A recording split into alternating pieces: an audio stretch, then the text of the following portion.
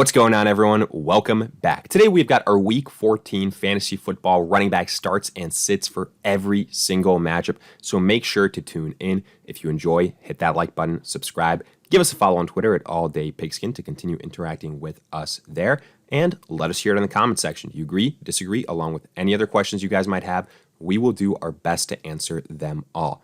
But with that being said, let's get right into it. Real quick, before getting into our breakdown, a quick word from our partners at Prize Picks, which is our favorite DFS site of choice this NFL and fantasy football season. If you guys aren't familiar with them, do yourself a favor and check them out. In fact, when you sign up right now and use code ADP, you get a 100% deposit match up to $100. And look, we're already doing all this research for fantasy football matchups, so why not take advantage of it and get some profits as well? Prize Picks, well, they allow you to basically do exactly that. They have so many different player prop bets, not only in terms of single stat DFS, but also in terms of fantasy score, and you can combine them any which way you want. Super simple, super easy to use. All you have to do, choose two more players from the board, and then just pick the over-under on their projected fantasy score or on their single stat. Again, pretty much for every single matchup as the week progresses, those options will be updated even more so. And then the great thing is you've got two different options in terms of how you want to bet it, whether it's a flex play, so that way you can miss one of your selections but still win. Obviously, that's the safer choice. Or if you want more bang for your buck, check out the power play, where if you get all your picks correct, well, you win even bigger. So again, check all of that out. Details in the description. And we kick off Week 14 on Thursday with the Steelers at the Vikings. And this one's pretty simple. You start both running backs here, Najee Harris, Alexander Mattison. Now, for what it's worth, obviously you don't see Dalvin Cook's name here. He didn't play last week, but Alexander Mattison filled in very nicely. And I would say that as long as Dalvin Cook remains out, Mattison is going to be in that high-end RB2, even RB1 category. The Steelers have kind of struggled against the run as of late. So I do think Mattison is kind of in the same, realm as a Najee Harris in terms of possible expectations. Guys that could both have huge Week 14s at such an important time in the fantasy football season. Najee Harris also in PPR formats, with the pass catching that he does, has a higher floor. Now, obviously, if somehow Dalvin Cook does play in this matchup, then I would sit Alexander Mattison. But again, that's just a situation that kind of has to be tracked. My guess is Cook does not play again in Week 14. Moving on, Saints at the Jets. I'm only looking at the Saints side of things here. Notice Alvin Kamara has an asterisk next to his name. Now, reports did come out that he is expected to play finally. So in that case, Mark Ingram would be a sit. Please do not get cute here. Yes, on paper, the logic would be it's the Jets. It's a good opportunity for both these guys. This is why I absolutely disagree. First and foremost, it's all about Taysom Hill. What we were talking about in the offseason, Taysom Hill under center greatly decreases the upside of whoever the running back is here. Last week, you saw it in his first start. He had over 100 yards rushing. That's going to limit the upside of Kamara. At this point, you are just praying and hoping that Kamara at least keeps his pass catching upside, because if he doesn't, he is not going to be an RB1 for the remainder of the fantasy season, right when the fantasy playoffs hit. So this is going to be a tough situation for fantasy owners of Alvin Kamara. But again, it's the Jets. You're still going to start him. I think just more so he's probably an RB2, but we will see. Then for the Jets, without Michael Carter, I don't like either one of these guys. The Saints have a good rush defense. Neither one of these guys is going to get insane volume like Michael Carter would potentially. So for that reason, I would sit Coleman and Johnson. Moving on, Falcons at the Panthers. Cordero Patterson, you're going to start him because of what he can do with his positional flexibility. Obviously, now, for what it's worth, Mike Davis is potentially coming off one of his best games of the year, but I wouldn't necessarily go chasing the points here. The Panthers do have a pretty good rush defense, and I think Cordero Patterson is still the much more reliable option here for the Falcons. Davis, kind of touchdown dependent. Not kind of, he is. For Carolina, this is where it gets interesting. Obviously, Christian McCaffrey back on IR. He's not finishing the season, so we're back to the Hubbard days.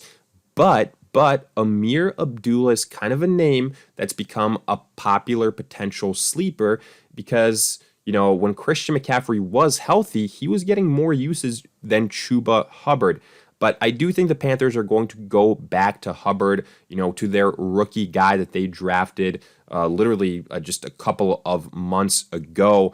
So we'll see. It'll be really interesting. I'm a little bit afraid that Hubbard won't have the same upside as he did earlier in the year before Amir Abdullah was on the team. But I wouldn't, go starting Abdullah here. Again, I think the Panthers are going to go with Hubbard. But, this will be a great test for that to kind of see what to expect moving forward. I think Hubbard, either way, whichever one of these running backs it is in the low-end RB2 conversation, I would rather go with Cordero Patterson here personally. Then Seahawks at the Titans. I hate every single running back here. You sit them all. Absolutely.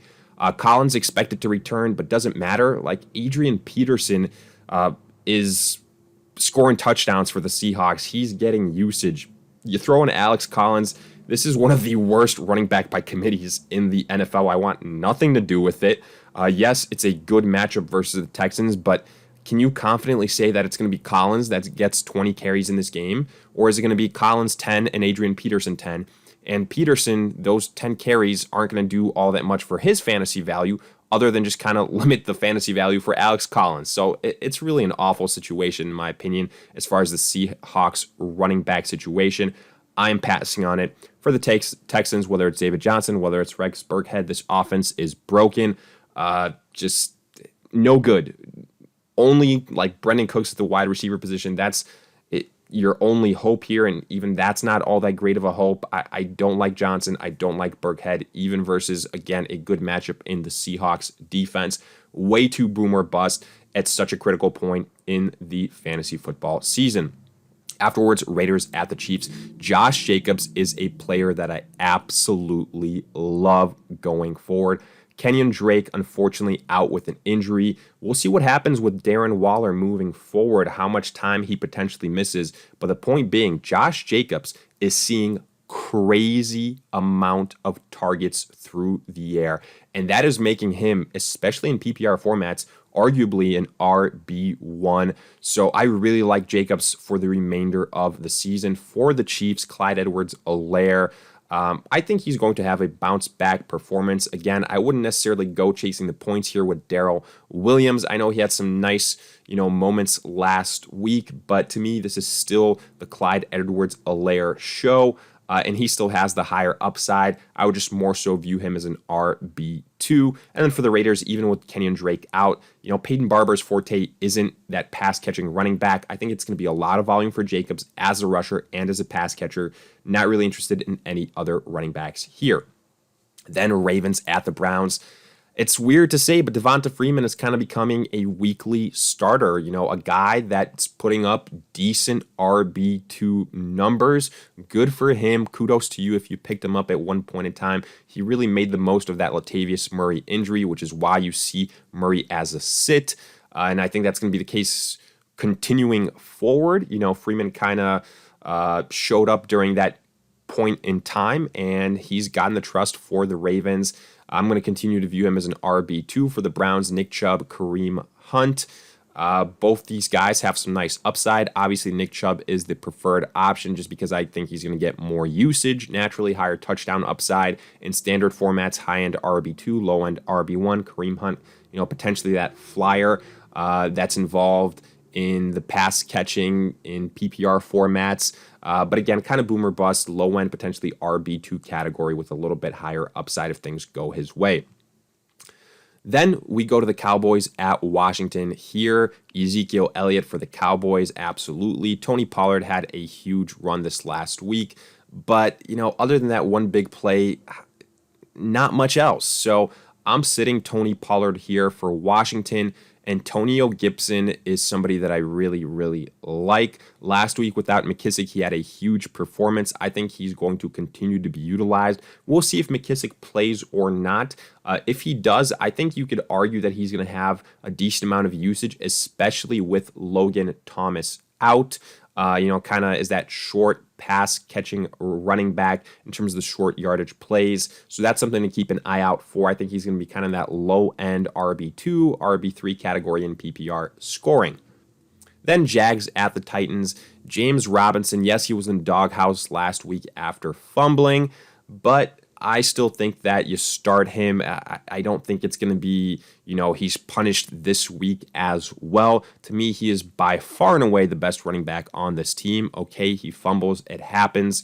It's unfortunate that Urban Meyer, that's all it takes, one fumble to lose the trust of your top end running back. But I guess that's the situation. But still, I would play him. This Titans defense doesn't scare me. I think he has the potential to be a high-end RB2. And this is where it's tough for me for the Titans. Do you go with Donta Foreman? Do you go with Hillard? And, I kind of look at the usage last time the Titans played Hillard. If it wasn't for one very long run right before the end of the quarter, he doesn't have all that great of a performance. Foreman was getting more rushing opportunities beforehand, so I'm kind of basing it off of that. I don't love either one of these these running backs necessarily, but the opponent in the Jaguars is a very tempting one. You can make the case in PPR formats. You take a chance on Dontrell Hillard, but again, if that huge run doesn't come here like it did the last time he played, I'm afraid that he could potentially be a bust, so that's why I have him as a sit. And then Carlos Hyde also as a sit as long as James Robinson is healthy. Moving on, Giants at the Chargers. I'll start Saquon Barkley, even though obviously Barkley isn't Barkley of old in 2021, but it's the Chargers. They've struggled stopping the run. So you start Barkley, but he's an RB2, and even that might be, optimistic. For the Chargers, Austin Eckler, you start him. He's an every week start. He's a top 5 running back. He's a stud in PPR. So nothing else really to say here. Let's move on. Lions at the Broncos. I'll start DeAndre Swift if he plays. I'll also start Jamal Williams if Swift doesn't play. Yes, not the ideal opponent here, but I think Jamal Williams is, again, going to get the volume. And I think in standard formats, he's going to get you right around 10 points, something like that. Even more so if you get a touchdown from him. For the Broncos, last week was the Javonte Williams breakout, but Melvin Gordon probably returning. However, this is a Lions opponent, which is not all that great defensively, so I don't mind firing up both of these running backs that can ultimately be probably mid to high-end RB2s on the week. Then 49ers at the Bengals. Elijah Mitchell, as long as he plays, there were some concerns about a potential concussion. I think he ends up playing. We will see. I would start Mitchell. If Mitchell doesn't play, then I have a tough time trusting really any one of these running backs for the 49ers. For the Bengals, Joe Mixon, he's an auto start every single week. In the RB1 conversation, I think Mitchell, if he plays, he's in the high-end RB2 conversation. Then Bills at the Bucks. I'm only interested in starting Leonard Fournette. He's been a great player pretty much this entire season, and I think it's going to continue here. He's the guy that I have the most trust in. Don't even get me started on the backfield for the Bills. Singletary, Zach Moss, Matt Breida. You don't know what the situation is going to be. The Bucks have a very good rush defense, fading all of them. And then Ronald Jones also a fade. It's the Fournette show in 2021. I think he's going to be a mid-level RB2 on the week. Then Bears at the Packers.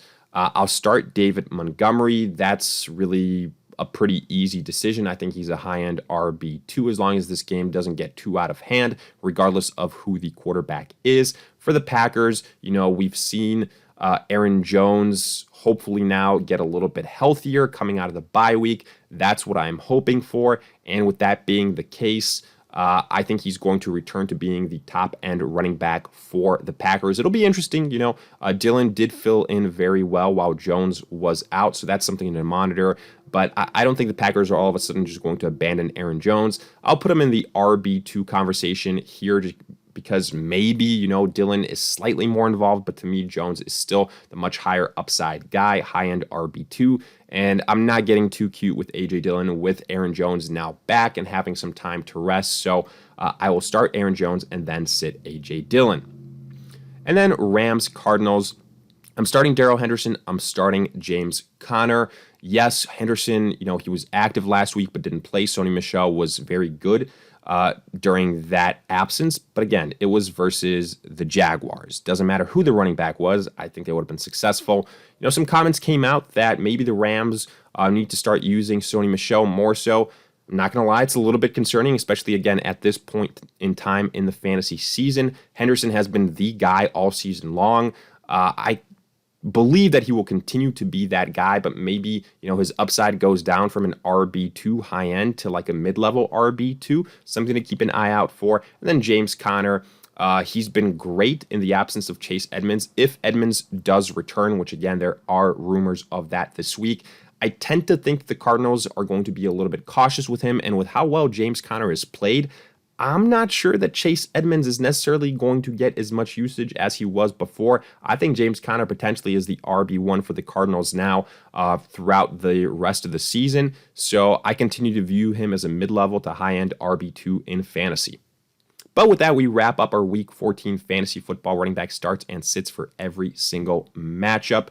And as always, let us hear it in the comment section. Do you agree, disagree, along with any other questions you guys might have? We will do our best to answer them all. If you enjoyed, hit that like button, subscribe, give us a follow on Twitter at AllDayPigskin to continue interacting with us there. But in the meantime, we'll see you guys in future videos.